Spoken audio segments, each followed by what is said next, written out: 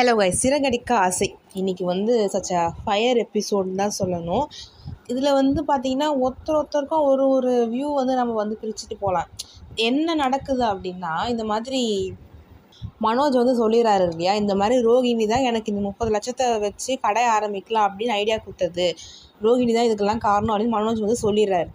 விஜயா என்ன ஆகுதுன்னா, எவ்வளோ தைரியம் தான் நீ இப்படி பண்ணியிருப்ப, என்கிட்டயாச்சும் நீ சொல்லியிருக்கணுன்ட்டு ஒரு அறை விடுவாங்க. ஓகேங்களா. முதல்ல வந்து ஒரு மாமியார் மருமகள் அற விடுறதே தப்பு.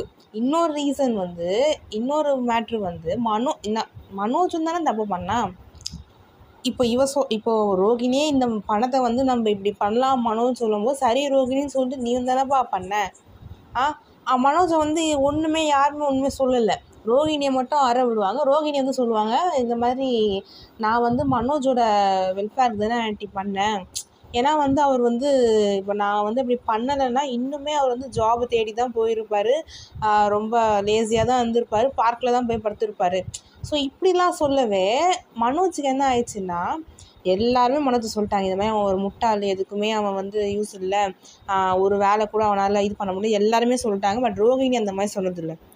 ரோகிணி அப்படி சொல்லவே மனோஜுக்கு வந்து ரொம்ப கஷ்டமாயிடுது, இவளும் நம்மளை இப்படி சொல்லிட்டாளே அப்படின்ட்டு அவன் வந்து ஃபுல்லாக ஆஃப் ஆயிடுறான். அவங்க அம்மா வந்து நம்ம ரோகிணியை அடிக்கும் போதும் ஏன் எதுக்குன்னு ஒரு வார்த்தை கூட கேட்கல, சில மாதிரி நின்றுதான்.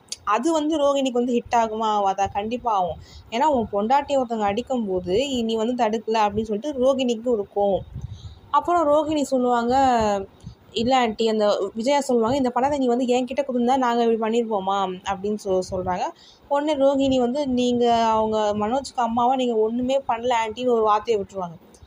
அதுக்கு நம்ம விஜயாவுக்கு என்ன ஆயிரும்னா, நான் அவனுக்கு அம்மாவை ஒன்றும் பண்ணது இன்னொரு ஆளாக சேர்த்து விடுவாங்க.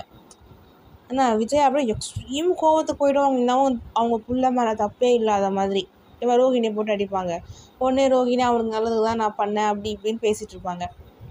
அதுக்கு முத்துவும் கரெக்டாக சொல்லுவான், இந்த மாதிரி பார்லர் அம்மாவை மட்டும் நீங்கள் அறையிறீங்க, அவனும் தானே தப்பு பண்ண, அவனும் தானே அறையணும். உடனே ஸ்ருதியும் சொல்லுவாங்க, ஆமாம் கரெக்டு, இவனுங்க மட்டும் பனிஷ்மெண்ட் பண்ணால் எப்படி, அவங்களும் தான் பனிஷ் பண்ணணும் அப்படின்னு சொல்லுவான்.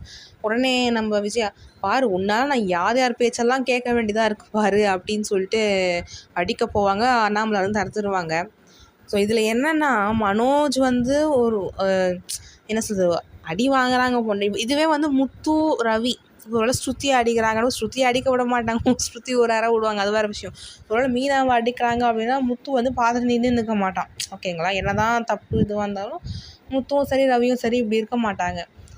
அதான் சொல்கிறேனே, மனோஜ் அப்படி பண்ணது தப்பு. யாரும் நம்ம ரோகிணி மனோஜை பற்றி பேசுனது எல்லாம் உண்மை தானே, ஒன்றும் பொய்யை பேசிடலையே.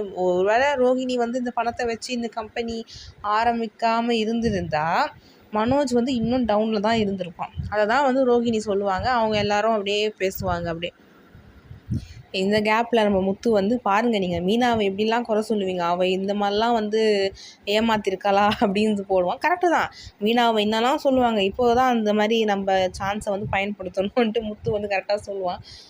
இந்த மாதிரி போயிட்டு இருந்தது. அப்புறம் வந்து ரோகிணியும் மனோஜும் ரூமில் பேசுவாங்க. இந்த மாதிரி ரோகிணி சொல்லுவாங்க, என்னை ஒருத்தங்க அடிக்கிறாங்க, நீ நின்று பார்த்துட்ருக்க அப்படின்னு சொல்லும்போது மனோஜ் சொல்லுவான், இது வரைக்கும் என்னை எல்லாருமே வந்து முட்டாள் அப்படி இப்படி சொல்லியிருக்காங்க ரோகிணி, ஆனால் நீ அப்படி சொன்னதே இல்லை, நீயே அப்படி சொல்லும் போது எனக்கு ரொம்ப கஷ்டமாயிடுச்சு, நீ பேசுகிறது மட்டும் கரெக்டாக அப்படின்னு சொல்லிட்டு கேட்பாங்க.